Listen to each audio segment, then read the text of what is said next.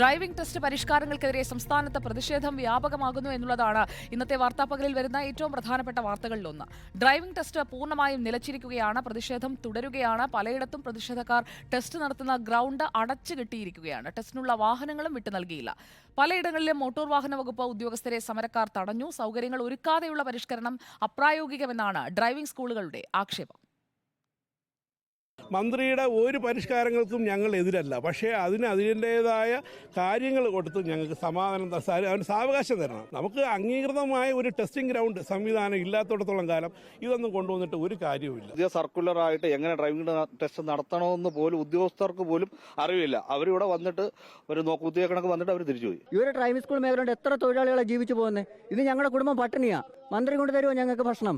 ഈ നിൽക്കുന്ന ഇത്രയും പേർക്ക് ഞങ്ങൾക്ക് ആരെങ്കിലും മന്ത്രി കൊണ്ട് തരുമോ? മന്ത്രിക്ക് പറഞ്ഞിട്ട് അങ്ങ് പോയാൽ മതി.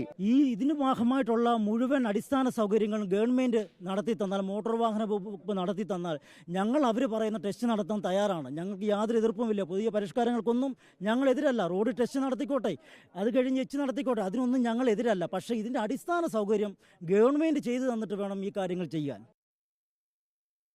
എന്നാൽ പരിഷ്കാരങ്ങളിൽ നിന്ന് പിന്നോട്ടില്ലെന്ന് ഗതാഗത മന്ത്രി കെ.ബി. ഗണേഷ് കുമാർ റിപ്പോർട്ടറിനോട് പറഞ്ഞു. ടെസ്റ്റ് നടത്താൻ സർക്കാർ സംവിധാനമൊരുക്കും. മലപ്പുറത്തെ മാഫിയയാണ് പ്രതിഷേധത്തിന് പിന്നിലെന്നും മന്ത്രി ആരോപിച്ചു. ചില പരിഷ്കാരങ്ങൾ വരുമ്പോൾ ഇവർ മലപ്പുറത്ത് ഒരു മാഫിയ ഉണ്ട്. ആ മാഫിയാണ് ഇതിന്റെ പുറകെ പ്രവർത്തിക്കുന്നത്. അത് കണ്ട് നമ്മൾ ഭയപ്പെടേണ്ട. ഇത്തരം മാഫിയകളെ ഒന്നും ഗവൺമെന്റ് അംഗീകരിക്കത്തില്ല. അവരെ കച്ചവടത്തിന് വേണ്ടി നമുക്ക് ജനങ്ങളുടെ ജീവൻ പണയം വെക്കാൻ പറ്റുമോ? അവരൊരു കച്ചവടം നടത്തുന്നു, അവര് ഡ്രൈവിംഗ് സ്കൂൾ നടത്തുന്നു. സാധാരണക്കാരനായ ഒരാൾക്ക് ഓൺലൈനിൽ കയറിയിട്ട് ചെയ്യാനുള്ള എല്ലാ സംവിധാനങ്ങളും ഉണ്ട്. ഇവരുടെ സഹായമൊന്നും ആവശ്യമില്ല. ഇവരെന്തിനാണ് ഇടനിലേക്ക് നിൽക്കുന്നത്? നിങ്ങളുടെ ഇടത്തിൽ വന്ന് ഡ്രൈവിംഗ് ടെസ്റ്റ് ഉണ്ടാവില്ല. അത് ഞങ്ങൾ അവസാനിപ്പിക്കും. ഞങ്ങൾ കാരണം വെച്ചാൽ അവര് വാടകയ്ക്ക് എടുത്ത പുരയിടത്തിൽ നമ്മൾ ഡ്രൈവിംഗ് ടെസ്റ്റ് പോകുന്നത് ഗവൺമെന്റിന് അന്തസ്സല്ല, ഡിപ്പാർട്ട്മെന്റിന്. മലപ്പുറം മാഫിയ പരാമർശം പിൻവലിച്ച് മന്ത്രി മാപ്പ് പറയണമെന്ന് CITU ആവശ്യപ്പെട്ടു. മലപ്പുറത്തെ മാഫിയ എന്ന് പറയല്ല, മലപ്പുറം എന്ന് കേൾക്കുമ്പോഴത്തേന് രോഷം കൊള്ളുന്നത് മന്ത്രിയുടെ വേറെ സൂക്കടാണ്. മലപ്പുറം ജില്ലയെക്കുറിച്ചുള്ള ഒരു അധിക്ഷേപം മാത്രമായിട്ട് തന്നെയാണ് മന്ത്രി പറയുന്നത്.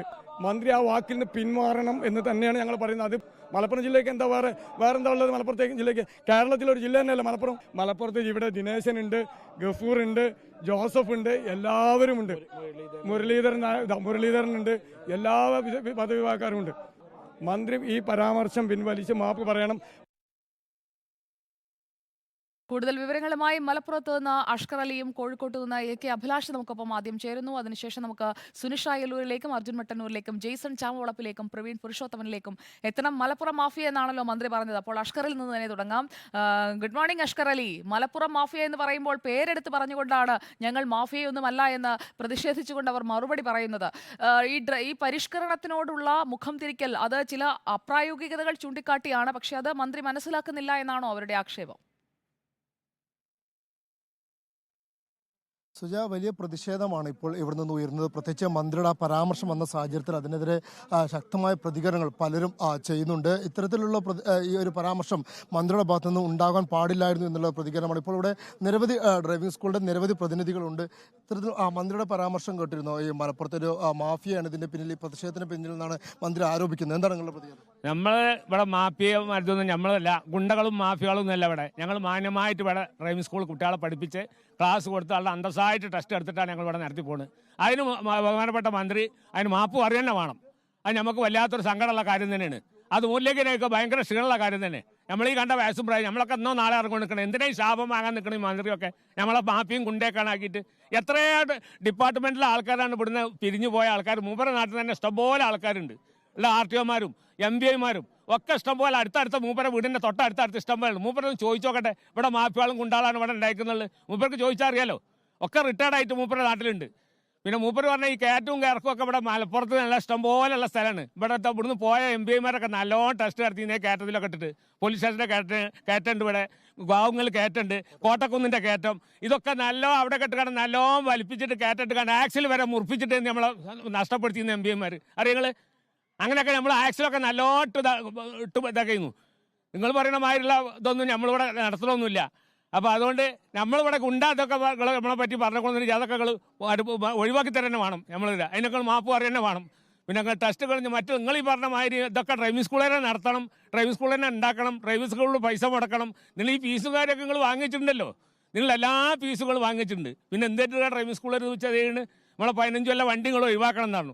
ഇത് എവിടുക്കാത്ത ഒഴിവാക്കണ്? എത്ര സ്കൂൾ വണ്ടി ഇവിടെ മഹാമോശമായിട്ട് കൊണ്ടിറക്കുന്നുണ്ട്. ഇതൊക്കെ സാറ് നോക്കാണി. ശരി, എന്നാൽ കൂടുതലൊന്നും പറയല്ല സാർ.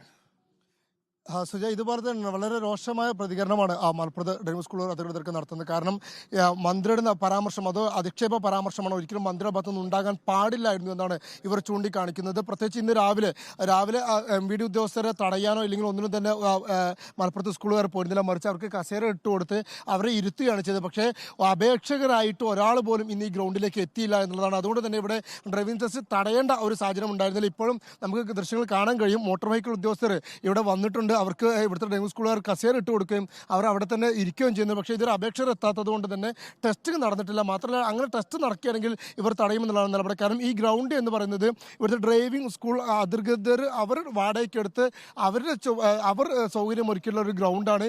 ഈ ഗ്രൗണ്ടിൽ മോട്ടോർ വെഹിക്കിൾ ഡിപ്പാർട്ട്മെന്റിന് യാതൊരു അധികാരമില്ല എന്നുള്ള കാര്യം അവർ ചൂണ്ടിക്കാണിക്കുന്നു.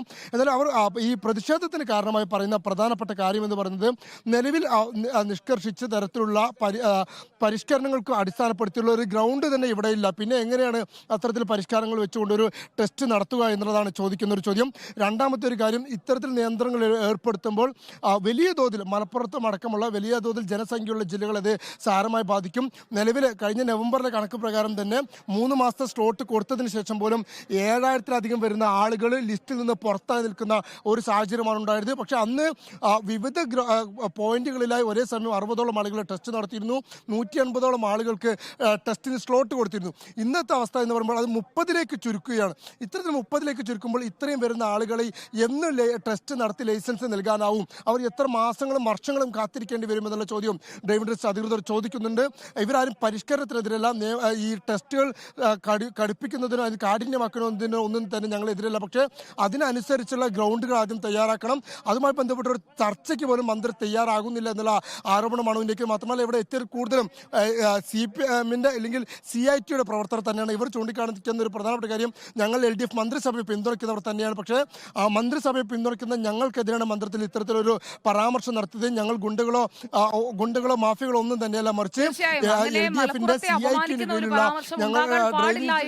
എന്നാണ് പ്രതിഷേധക്കാർ ഇപ്പോൾ മന്ത്രിയോട് തിരിച്ചു പറയുന്നത്. മന്ത്രി ആ പറഞ്ഞ പരാമർശം പിൻവലിക്കണമെന്ന് അവർ ആവശ്യപ്പെടുകയും ചെയ്യുന്നുണ്ട്. നമുക്ക് കോഴിക്കോട്ടെ കാഴ്ച എന്താണ് എന്ന് നോക്കാം. കോഴിക്കോട്ട് നിന്ന് AK അഭിലാഷ് നമുക്കൊപ്പം ചേരുന്നു. അഭിലാഷ്, മലപ്പുറത്ത് ടെസ്റ്റിന് ആരും എത്തിയിട്ടില്ല. കോഴിക്കോട്ട് ടെസ്റ്റിന് എത്തിയവരെ തടയുകയാണോ? ടെസ്റ്റ് നടക്കുന്നുണ്ടോ? എന്താണ് നിലവിലെ സാഹചര്യം?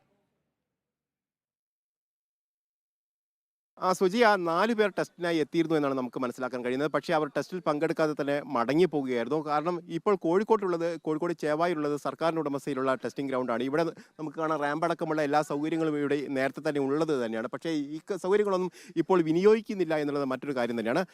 ഏതായാലും യാതൊരു പ്രായോഗികമായുള്ള ഒരു പഠനവും നടത്താതെയാണ് ഇത്തരത്തിൽ ഇപ്പോൾ ഒരു മുന്നൊരുക്കവും നടത്താതെ ഇത്തരത്തിലൊരു അടിച്ചേൽപ്പിക്കുന്നത്, ഡ്രൈവിംഗ് പരിഷ്കരണം അടിച്ചേൽപ്പിക്കുന്നത് എന്നുള്ള കാര്യമാണ് ഇവർ പറയുന്നത്. വലിയ തരത്തിലുള്ള പ്രതിഷേധം കോഴിക്കോട് ഇന്ന് രാവിലെ മുതൽ കണ്ടു. വിവിധ സംഘടനകളുടെ നേതൃത്വത്തിൽ പ്രകടനവും അതോടൊപ്പം തന്നെ പ്രതിഷേധ സംഗമങ്ങളൊക്കെ ഇവർ നടത്തുകയും ചെയ്തു. അതിനിടയിലാണ് ഇപ്പോൾ മലപ്പുറത്ത് നിന്ന് ഇത്തരത്തിലൊരു മാഫിയ പരാമർശം കൂടി മന്ത്രിയുടെ ഭാഗത്തുണ്ടാവുന്നത്. ഈ മാഫിയ പരാമർശത്തിനെതിരെ ശക്തമായ പ്രതിഷേധം അവർക്കുണ്ട് എന്ന് തന്നെയാണ് നമുക്ക് മനസ്സിലാക്കാൻ കഴിയുന്നത്. എന്താണ് മാഫിയ പരാമർശത്തിൽ പറയാനുള്ളത്? കേരള സമൂഹത്തിനോട് വന്ന് മാപ്പ് പറയണമെന്നാണ് അഭിപ്രായം. കാരണം മാന്യമായി ജോലി എടുക്കുന്ന എല്ലാ നിയമവും പാലിച്ച് സർക്കാർ ജോലി എടുക്കുന്ന ആളെ മാഫിയ എന്ന പരാമർശം വന്ന് പിൻവലിച്ച് കേരള സമൂഹത്തോട് മാപ്പ് പറയണമെന്നാണ് നമ്മുടെ അഭിപ്രായം.